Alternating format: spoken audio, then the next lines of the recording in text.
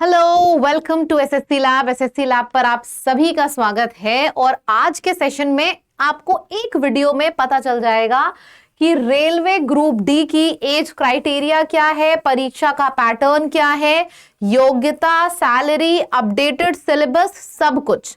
भाई 32,000 से भी ज्यादा जब वैकेंसी आती है ना, तो इस तरीके के सेशंस भी लेने पड़ते हैं। बताओ क्यों? क्योंकि इतना ज्यादा नया बच्चा है जिसको ये पता ही नहीं है कि एज कितनी है, सैलरी कितनी है, और भाई सिलेबस क्या है, इंग्लिश आती भी है कि नहीं आती। तो काफी चीजें हैं जो आप लोग यहाँ पे सीखने वाले हो आज। मतलब बहुत सी चीजें जो मैंने बैनर पे लिखी है, सब कुछ मैं यहाँ पे क्लियर करा दूंगी। चलिए शुरू करते हैं। तो सबसे पहले तो मैं आपको बता दूं, फॉर्म का जो एप्लीकेशन डेट है 23 जनवरी से शुरू हो जाएगा और 22 फरवरी लास्ट डेट होगी। 23 जनवरी से फॉर्म भरने शुरू हो जाएंगे। मैं खुद फॉर्म भरूंगी आपका, आपके सामने लाइव। ठीक है, पहले मेरा फॉर्म फिलिंग देखना, फिर फॉर्म फिल करना। आप सभी लोगों से मैं बात ये बोल रही हूं, पहले मेरी फॉर्म फिलिंग देख लीजिएगा कि मैं कैसे करती हूं। एक एक स्टेप मैं करके दिखाती हूं आप सबको, फिर फॉर्म भरिएगा। इतने फॉर्म रिजेक्ट होते हैं, चाहे एसएससी के हो चाहे रेलवे के। आपका फॉर्म रिजेक्ट ना हो इसलिए मैं खुद फॉर्म भरती हूं, पूरा का पूरा। ठीक है, तो पहले उसको देखना, फिर फॉर्म भरना। आगे बढ़ते हैं। आयु यानी कि एज क्या चाहिए होती है? तो एज आपकी 18 से 36 साल के बीच में आपकी एज होनी चाहिए। Minimum 18, maximum 36। तीसरी चीज योग्यता 10वीं पास अगर आप हो तो आप सभी इस फॉर्म को भर सकते हो। ये बहुत बड़ा आईटीआई का जो कंफ्यूजन था, अब मेरे ख्याल से वो क्लियर हो गया होगा। 10वीं पास वाले आराम से इस रेलवे ग्रुप डी की परीक्षा को दे सकते हैं। ठीक, तीन चीज क्लियर हो गई। 18 से 36 तक एज होनी चाहिए, योग्यता 10वीं पास है, और फॉर्म फिलिंग 23 जनवरी को शुरू होगी और 22 फरवरी तक रहेगी। ठीक, ये तीन चीज क्लियर हो गई है। परीक्षा का पैटर्न क्या है? सबसे पहले यहां पे बड़ा बड़ा लिख दो, इस परीक्षा में इंग्लिश नहीं आती है। तो अगर आपकी इंग्लिश तंग है, ठीक है, तो खुश हो जाइए, इसमें इंग्लिश नहीं आती है। साइंस का एक अच्छा वेटेज होता है। साइंस का इस परीक्षा में 25 सवाल आते हैं और 25 नंबर की साइंस होती है। मैथमेटिक्स भी 25 सवाल आते हैं, 25 नंबर के। एक सवाल 1 नंबर का होता है। रीजनिंग के 30 सवाल आते हैं और करंट अफेयर और जनरल अवेयरनेस के 20 आते हैं। टोटल 100 सवाल आते हैं। 100 नंबर के नेगेटिव मार्किंग भी होती है 1/3। ठीक है, एक सवाल 1 नंबर का होता है। परीक्षा का पैटर्न पूरा बढ़िया से देख लो, समझ लो। ठीक, फिर बारी आती है कि आप ये पढ़ोगे कहां से? हमारे YouTube पे, मैं फिर से बता रही हूं, YouTube को अभी सब्सक्राइब करो। फ्री क्लासेस चल रही हैं। बैच 5 बजे से शुरू होता है, रात में 9 बजे तक चलता है। साइंस की क्लास होती है, मैथ्स की होती है, जीएस की होती है, रीजनिंग की होती है। सारी क्लासेस के टाइमिंग्स लिखे हैं। 5 से 9 बजे तक का बैच चलता है। 5 बजे शुरू होता है, रात में 9 बजे तक चलता है।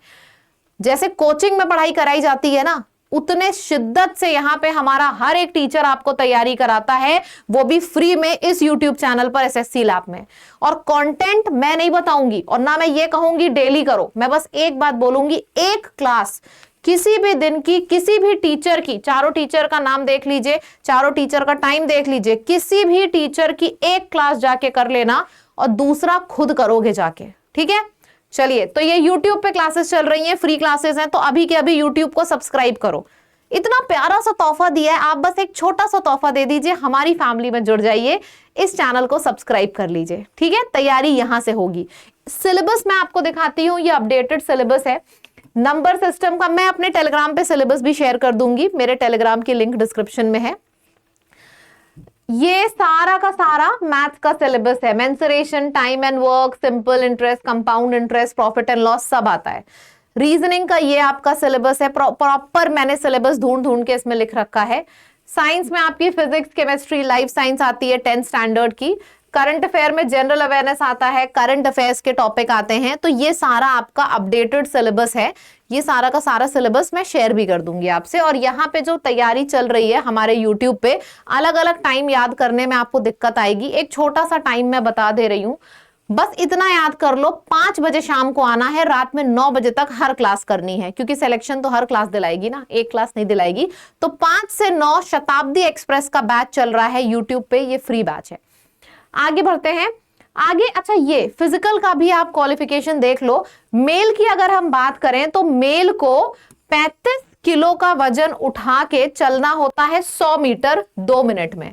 मतलब अगर आप मेल हो तो आपको 35 किलो का वजन दिया जाएगा, आपसे बोला जाएगा 100 मीटर चलिए और 100 मीटर आपको 2 मिनट में कवर करना है। फीमेल में क्या होता है, फीमेल में आपको 35 किलो का नहीं 20 किलो का वजन दिया जाता है, बोला जाता है 100 मीटर कवर करो 2 मिनट में।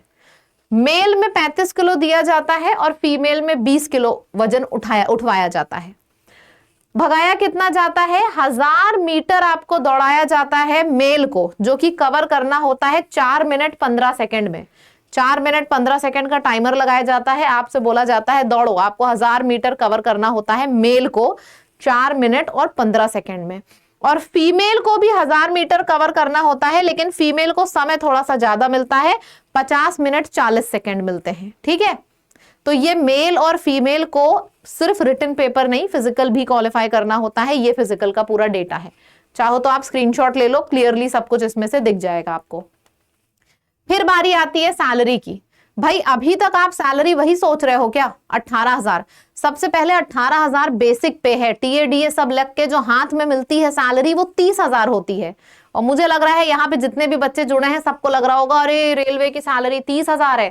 थोड़ा सा दिमाग लगाइए, 30,000 नहीं 60,000 है, 8 पे कमीशन लग चुका है। तो यही जो सैलरी आपकी 30,000, ये जो आपकी सैलरी 30,000 थी, बेसिक सैलरी 18 होती है, टीएडीए लगकर 30,000 आता है। तो 30,000 जो आपकी सैलरी अभी से कुछ दिन पहले थी, 3 से 4 दिन पहले 8 पे कमीशन लागू हो चुका है, जिसको लगने के बाद ये जो 30,000 सैलरी है ये बढ़ के आपके हाथ में जो आएगी 50 से 60,000 के बीच में कोई भी नंबर हो सकता है, क्योंकि 8 पे कमीशन लग चुका है अब। ठीक है, तो जो लोग इसमें भाग रहे थे ना अब और तेजी में भागेंगे। जो लोग 3 घंटे पढ़ रहे थे अब 6 घंटे तैयारी करेंगे, क्योंकि भाई अब सैलरी दुगनी होने के चांसेस है। ठीक है, जब 7th पे कमीशन लगा था तो 2.5 गुना सैलरी हुई थी, हम तो सिर्फ 2 गुना लेके चल रहे हैं। आप ये सोचो, ये बहुत बड़ा नंबर नहीं है। 8th पे कमीशन जब लगता है कोई भी कमीशन, तो दुगनी 2.5 गुनी 1.5 गुनी इतनी सैलरी बढ़ाई जाती है मिनिमम। ठीक, फिर और अगर आप में से सब में से किसी को भी हमारे संग पेड बैच में जुड़ना है तो हमारी ऐप का नाम है लैब। लैब पे जो रेलवे का पेड बैच है वो स्टार्ट हो चुका है। बैच का नाम है राजधानी एक्सप्रेस। बैच 1300 का है, लेकिन 5 दिन के लिए ये बैच आपका 600 का मिलेगा। आपको कोड लगा दीजिएगा लैब, LAB लैब। जैसे ही आप इस कोड को लगाओगे आपको हमारा ये जो राजधानी बैच पेड बैच है ये 1300 का नहीं सिर्फ 600 का पड़ेगा इस कोड को लगाने पे। और ये बैच आपको हमारी ऐप पर मिलेगा। ऐप का नाम लैब है। लैब ऐप खोलिएगा, लाइव कोर्सेज में जाइएगा, राजधानी एक्सप्रेस नाम का बैच है और कोड लगा दीजिएगा वहां पे लैब, बस आपको डिस्काउंट मिल जाएगा। इस कोड को लगाने से सबसे ज्यादा डिस्काउंट मिलता है।